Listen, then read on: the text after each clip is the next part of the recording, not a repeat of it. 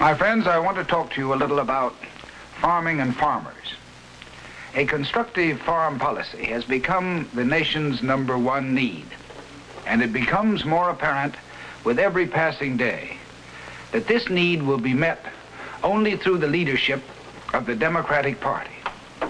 Our party is united in resolve to take the steps necessary to ensure a healthy farm economy. For farming is much more than an essential industry. It is a way of life that must be preserved and encouraged. In much of the free world, land reform and land tenure by the many instead of the few is a major goal. Let's not go in the opposite direction here in the United States. Our objective for agriculture is equality with the other parts of our economy. Our yardstick for measuring this equality is parity, a formula for fairness based on relating what a farmer gets for what he sells to what he must pay for what he buys. And 90% of what is fair is certainly not unfair or too high. Support by government loans at 90% of parity for basic commodities is all the more necessary at the present time when farmers' income is falling and we are moving further away from the goal of equality.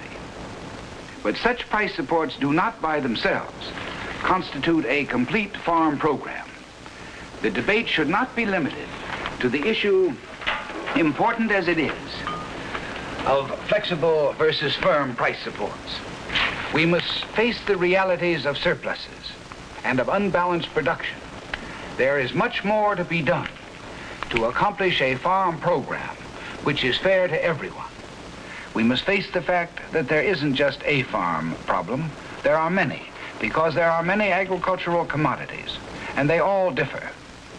It seems to me that in addition to the various proposals to stimulate consumption, we need more than one string to our bow, that we need an arsenal of weapons which can be used or not as changing conditions require, in a constant effort to keep supply and demand in some balance.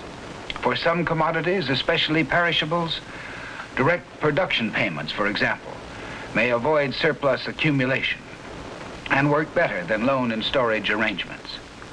And a constructive farm policy must include incentives for the transfer of unneeded grain acreage into conservation uses. It means encouraging a shift to greater livestock and less cereal production, and building up our soil resources in readiness for tomorrow's 200 million Americans. It is worthy of note that the Democratic Soil Bank proposal to achieve this goal has, at least in words, finally been appropriated by the present administration. A constructive farm policy means using our abundance as an instrument of our foreign policy abroad and a weapon against hunger and want anywhere. It means creating larger markets and more purchasing power for farm products. It means taking a new look at the farmer's credit needs.